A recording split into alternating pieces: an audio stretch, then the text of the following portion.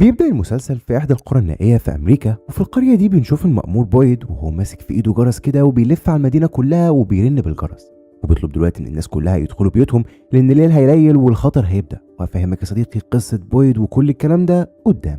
المهم إن من ضمن الأماكن اللي بويد بيعدي عليها بيكون كافيه كده شغالة فيه بنت اسمها سارة، وسارة حاليا بتطلب من الزبائن إن هم يمشوا لأن الليل هيليل والدنيا هتبقى خطر. فعلا الزبائن بيمشوا، وعايزك بقى يا صديقي تفتكر سارة دي لقدام. المهم ان بويد بيكمل طريقه وبيعدي على بيت كده عايشه فيه اسمها لورين وبنتها الطفله ميجن، وحاليا بويد بيسلم عليهم وبيطلب منهم يدخلوا البيت ويأمنوا نفسهم. فبيسمعوا كلامه وبيدخلوا البيت فعلا. وفي مكان تاني في القريه، في مستشفى القريه بالتحديد، بنشوف كيني واللي يبقى مفوض المدينه ومساعد بويد بالظبط. في الوقت ده كيني كان قاعد مع ابوه لو، اللي يبقى راجل عجوز جدا وبيتعالج في المستشفى هنا وعايش فيها. بعد ما بيطمن كيني على ابوه بيسيبه وبيقف يتكلم شويه مع كريستي واللي تبقى دكتوره في المستشفى هنا، وبيكون واضح جدا ان كيني معجب بكريستي وانهم بيستلطفوا بعض.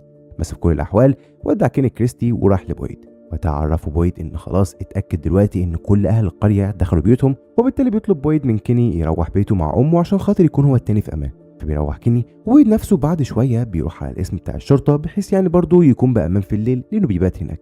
في الاثناء دي بقى في حانه القريه بنشوف شخص كده اسمه فرانك نايم في الحانه من كتر الشرب، والعلم فرانك ده يبقى جوز لورين وابو ميجن اللي شفناهم من شويه.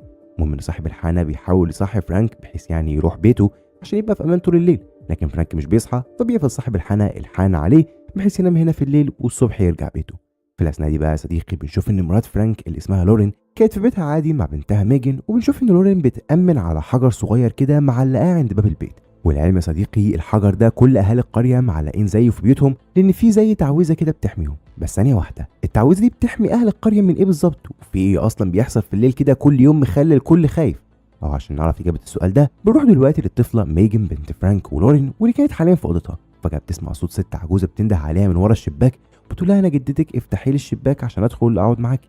بتروح ميجن عند الشباك وبتفضل تتكلم مع الست العجوزه دي شويه.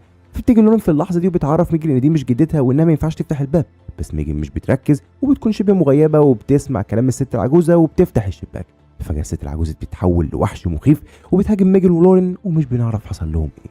لكن بنعرف حاليا ان القريه يا صديقي فيها ارواح او كائنات غريبه بتظهر في الليل وبتاخد شكل بشر عاديين وبتهاجم البشر زي ما شفنا كده.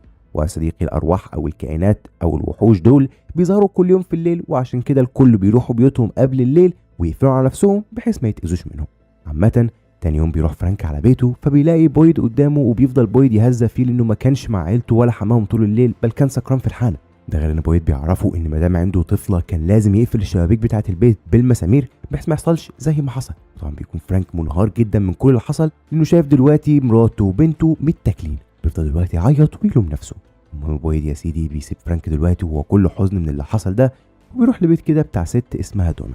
وبنعرف ان بيت دونا ده بيعيشوا فيه كل الناس المشردين اللي ملهمش بيت وما الى ذلك، في بيت كده او قصر كبير اسمه كولوني هاوس. وبنعرف هنا ان أليس ابن بويد عايش في بيت دونا هنا، وبالتالي بويد استأذن دلوقتي دونا انه يقابل ابنه، فوافقت.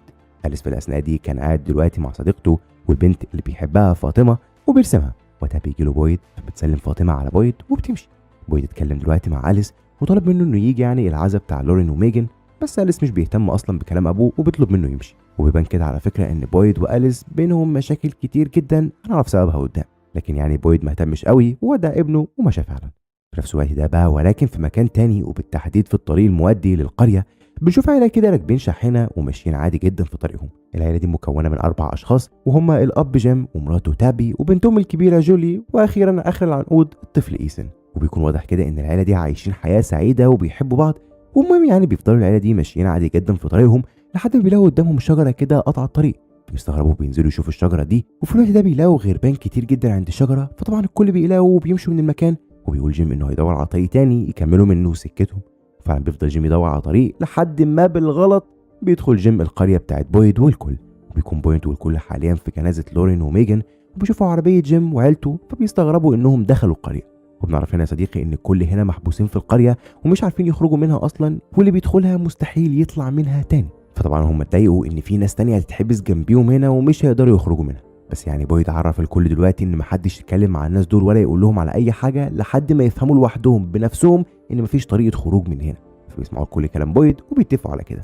بعد كده بينزل جيم يسال دلوقتي اي حد من الموجودين يطلع الطريق السريع ازاي عشان يمشي من هنا، بس مفيش حد بيرد على جيم غير بس يعني بويد وكيني هما اللي بيتكلموا مع جيم وبيدلوه على مكان يطلع منه للطريق السريع. وطبعا بيكونوا عارفين انه عمره